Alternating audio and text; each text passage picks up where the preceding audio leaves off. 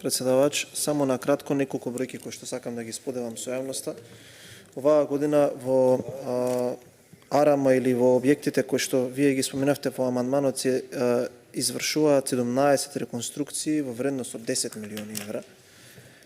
Тоа кое што е особено важно во овој момент активни се 5 реконструкции во вредност од негде 850.000 евра, додека има и уште 20 на проекти кои што надвор од ова се завршени во вредност од 3,1 милион евра. Ова е еден инвестициски циклус кој што треба да биде заокружен и во текот на наредната година, за кој што треба да се потрошат дополнителни 13 милиони евра за да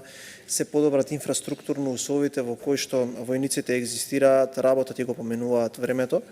И сметам дека целиот овој дел на реконструкција на инфраструктурни објекти кои што се во собственост на армијата треба да заврши со тоа што ќе се реконструира хотелот Шар на Шарпланина, како и најрепрезентативниот објект кој што го поседува армијата на Република Македонија, тоа е домот на АРАМА.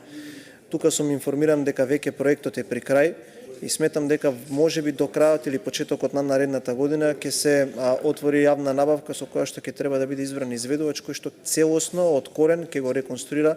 домот на АРАМА. Понатаму, вие можете да се информирате, сметам дека ете за подробно ваше информирање можете да ги искористите инструментите кои што ви се дадени во можност да постоите пратеничко прашање или на министерот или писмено пратеничко прашање, но и да се обратите до Министерството за одбрана како добивање на информација од јавен карактер, да ви кажат во моментот кои реконструкции во последните 2 години се завршени, кои реконструкции се во тек, како и кои реконструкции дополнително се планираат да се завршат во наредната година, бидејќи целиот овој циклус кој што ние го правиме, сакаме да го заокружиме во циклус од 4 години. Подеднакво е важно, јас се согласувам со вас дека е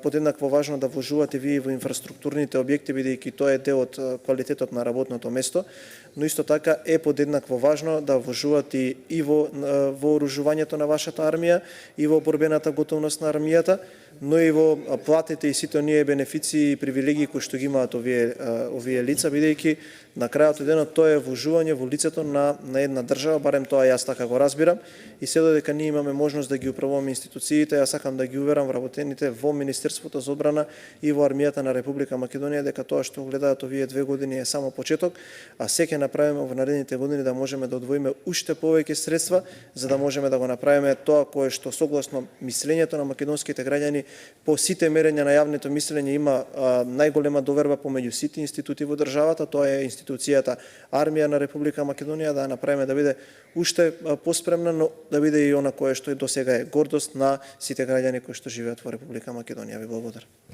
Благодарам. Дали некој друг